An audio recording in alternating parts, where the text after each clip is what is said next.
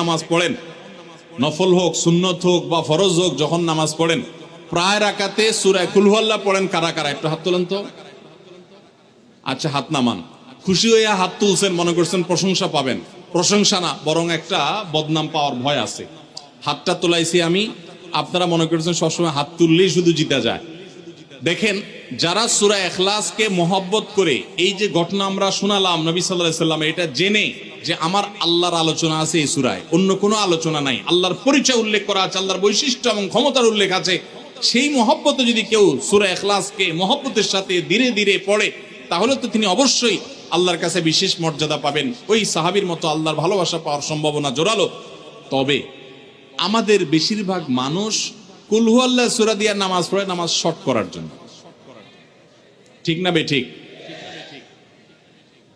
তাহলে এবার যদি আমি বলি কারা কারা নামাজ সংক্ষেপ